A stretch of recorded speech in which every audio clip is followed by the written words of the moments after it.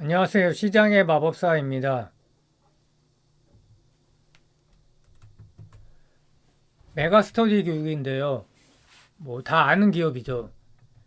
메가스터디에서 중고등 원 오프라인 사업 부분이 인적 분할돼서 상장된 기업이고 이게 텐베거가 났던 회사죠. 그 내수 회사가 텐베거가 난 경우는 사실 굉장히 드문데 그뭐 대학 입시 온라인 1위 사업자고 초중등 고등 사업부, 대학 사업부, 취업 사업부 뭐 이렇게 구성이 돼 있고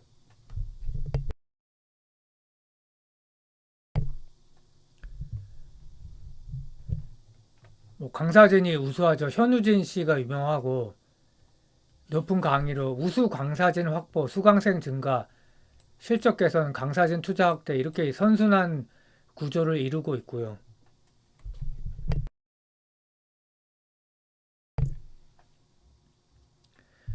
투자 포인트는 시장 점유율이 1위다. 그래서 높은 ASP 그리고 사업 다각화를 이제 다각화가 조금 돼 있는데 또 유아 사업부까지 추가를 하고 초중등도 이제 실적이 좋아지고 있고요. 자율형 학습, 자율 학습형 학원, 러셀 코어라고 이게 내년에 더 학원이 늘어나고요.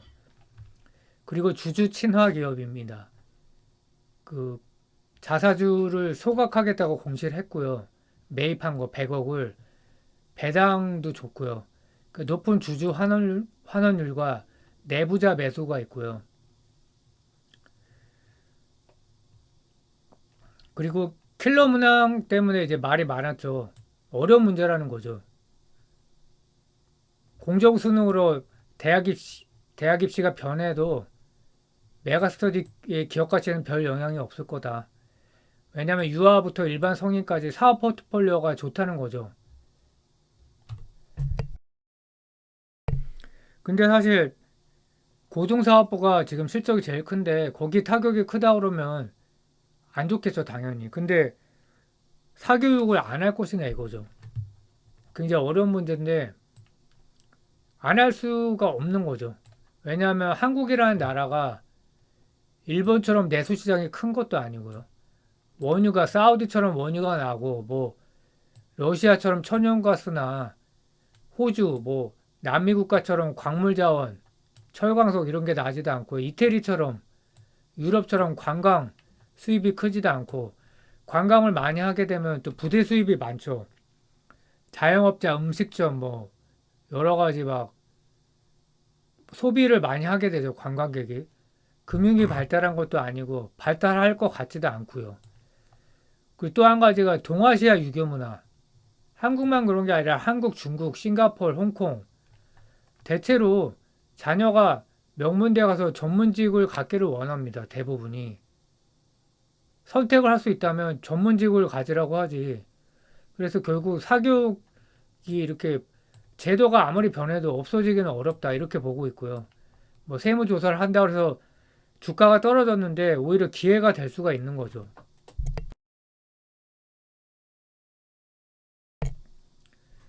그래서 브랜드가 있는데 유아 및 초등학생은 엘리하이 지금 유아용으로 엘리하이 키즈라는 게 이제 나온다 그러죠.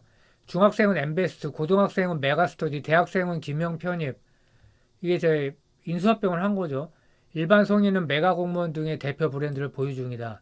메가 공무원이 점유율이 7% 정도 되는데 지금 지배 사업자를 하나 인수해서 그걸 심사를 받고 있죠. 그래서 세대별 교육 브랜드 라인업을 확장을 했고 온라인 채널 확대 등을 통해서 캐시카우 성장성을 다 잡고 있다. 그러니까 메가스터디 교육에서 벗어나기가 좀 힘들다는 거죠. 일정 나이까지는.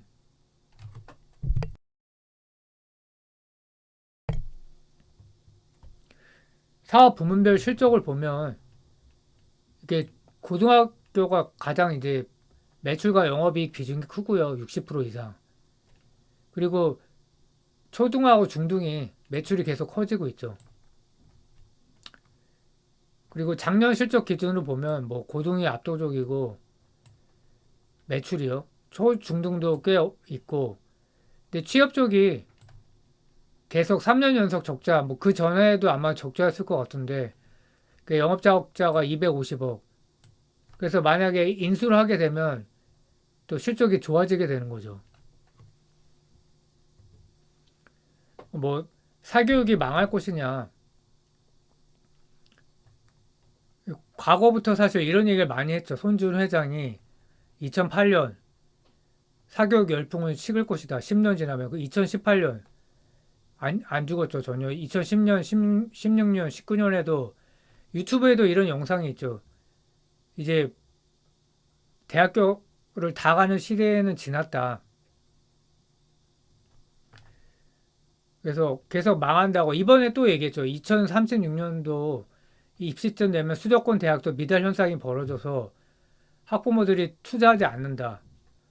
뭐 이거를 이제 결과적으로 현재까지는 완전 예상이 틀렸고요. 실제 그 통계가 숫자가 계속 이제 증가를 하고 있죠. 저도 사실 궁금합니다. 앞으로 10년 후는 정말로 변할지. 근데 모두가 자영업자가 될 수는 없는 거고, 뭐 유튜브 제가 장사의 신이라는 그 유튜브를 재밌게 보고 있는데, 모두가 그렇게 될 수 있을까요? 열심히만 하면 다 될 수 있을까요? 근데 열심히 한다는 게, 열심히 하는 사람이 사실상 없기 때문에, 진짜 열심히 하는 사람은 더 드물고, 어느 분야나 그렇죠. 말로는 다 열심히 하고 있다고 하지만, 근데 그래도, 그럼 한국이 대학교 안 가고 완전히 바뀔 것이냐. 참 판단하기가 어렵고, 안 가더라도 뭐 중학교까지는 투자하지 않겠는가 학부모들이 이렇게 생각을 하고 있고요. 그러니까 사교육비가 실제로 상승 추세다 계속. 이때 조금 별로 증가하지 않다가 결과적으로 계속 증가하고 있죠. 2020년에는 좀 이때는 뭐 감소할 수밖에 없고 이때가 좀 감소해서 이래서 아마 이제 손준 회장이 매각하려고 그랬죠. 회사를. 근데 작년도 10.8%나 상승을 했어요. 사교육비 총액이. 그리고 1인당 월평균 사교육비가 45만 원에서 52만 4천 원. 윤석열 대통령이 킬러 문항 배제를 해서 잡겠다고 했는데 어려운 문제가 안 나오면 과외를 안 시킬까요? 그렇지 않거든요. 그리고 수학과 온라인 교육의 성장세가 이어지고 있다. 제가 어렸을 때도 그때 대학 입시를 쉽게 출제해서 이제 뭐 과외 안 받게 하겠다 했는데 결국은 집이 돈이 있는 사람은 받을 수밖에 없고 돈이 있는 사람이 받으면 중산층까지 받고 그 문화적인 영향이 크기 때문에 결국은 받을 수밖에 없다고 생각을 하고 있고 그래서 일반 교과 국영수를 보면 사교육비 총액이 19.6조 뭐 대부분이죠. 그 영어가 가장 크고 영어 수학이 제일 크죠. 7.8조, 7.3조고 영어는 초등학교가 가장 높다. 라떼하고 다른 게 이거죠. 저 때는 영어를 과외를 받는다? 중학교 가서 처음 배웠거든요.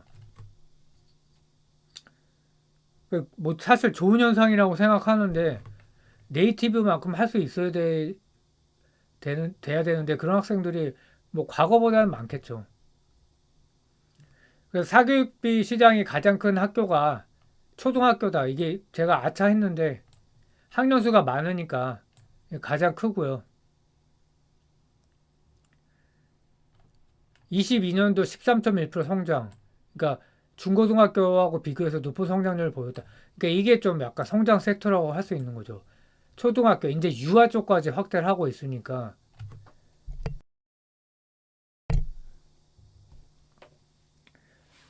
초등 중등 오프라인이 높은 성장률을 기록하고 있다.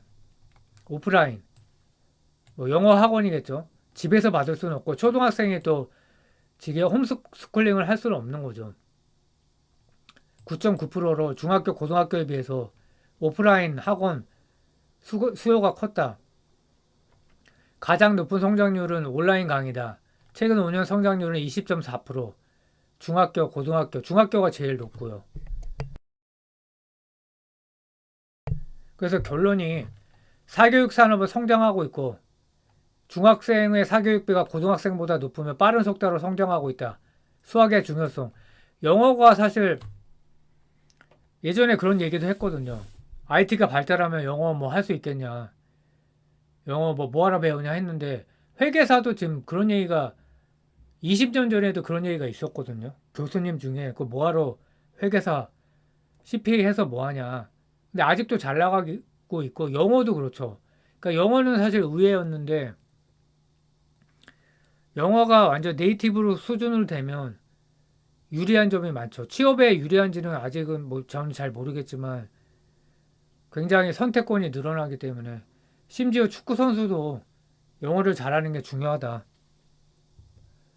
실적을 보면 뭐 계속 성장을 했어요. 2020년조차도 성장을 했고 역성장이 없죠. 그래서 대단하고 그러니까 그래서 주가가 밀린 게 기회라는 거죠, 지금. 18년도에 완전히 메가패스 그 수강권 때문에 점유율이 엄청 올라가면서 이때 이제 아마 텐베거가 났을 거예요. 그러니까 17년도에 손주은 회장이 내부자 매수가 엄청났었거든요. 계속 샀거든요.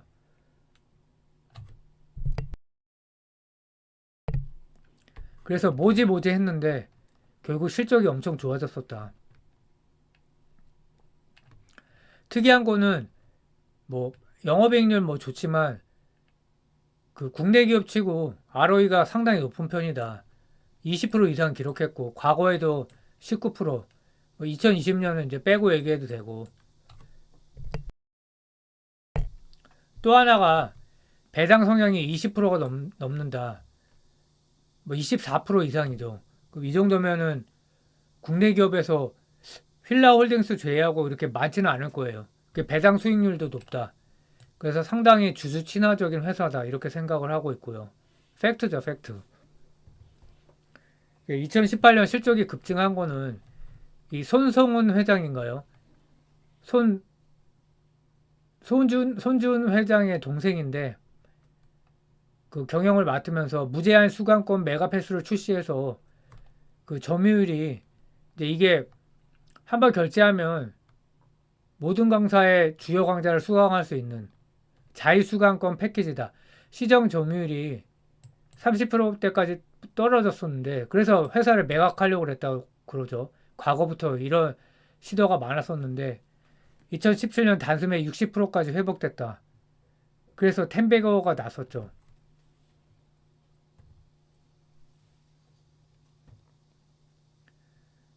그래서 주주 친화 기업이다. 최근에 이제 내부자 매수가 계속 있었고 과거에도 있었어요. 그때는 이제 회사를 매각하려고 했는데 그 특수관계인이 자기 거 이제 그 PEF가 비싸게 사주니까 좀 약삭빠른 행동을 한 거죠. 그리고 자사주를 최근에 매입을 했는데 100억인데 총 발행 주식수의 1.2%인데 소각 예정이고요. 근데 이제 기간이 좀 길어요. 1년이기 때문에 이거는 좀 흠인데 그래도 뭐 그 배당 성향이 높았죠. 배당 수익률도 괜찮았다. 배당 성향 20년, 21년, 22년인데 시가 배당도 좋고 그래서 총 주주 환원율이 3.84%다. 상당히 괜찮죠. 그 내부자 매수가 뭐 과거에서도 있었는데 4월 13일 이후에 꽤 많았고 한 5억 이상 될 거예요. 그래서 5월 달부터 계산을 해보면 뭐 매수가가 6만 원대도 있었고 5만 2천 원도 있었고요. 그러니까 최근에 5만 2,200원 거의 매수가 부근이기 때문에 지금 가격에 사면 뭐 웬만하면 손해보기 힘들지 않겠는가 이렇게 생각을 하고 있고 반면에 내부자 매도도 있었거든요. 연초에 1월 달이었는데 킴 데이빗이라는 이제 뭐 자녀 같아요. 그 3,814주 그러니까 매도 단가가 7만 원대에서 8만 원. 그러니까 막 3억이 좀 안 되는데 뭐 크게 신경 쓸 건 없을 것 같고. 그래서 최대 주주 지분 매각 얘기가 뭐 작년에 두 번이나 나왔다 결국은 결렬됐는데 과거에도 그런 시도가 많이 있었고 근데 이번에 또 결렬이 됐는데 이제 MBK 파트너스가 거의 될 뻔했어요. 6천억 지분 33%였거든요. 그 손성훈 회장하고 형제 13.53% 곱하기 2에다 6% 33.06% 정도 됐는데 결렬된 게 뭐냐면 동생이 회사 경영에 뜻이 있었던 거예요. 그래서 그러면서 그때 이제 공단기 회사를 인수를 했죠. 100억, 1000억인가요? 근데 이제 아직 허가가 난 건 아닌데 그래서 서로 대화를 통해서 뭐 결정을 했다고 그렇게 기사는 나옵니다. 그래서 손주은, 손성훈 형제가 13.53%씩 들고 있고 메가스터디가 6%를 들고 있다. 그냥 이렇게 했고 이제 다음 편에서 또 뭐 추가 내용을 말씀드리겠습니다. 감사합니다.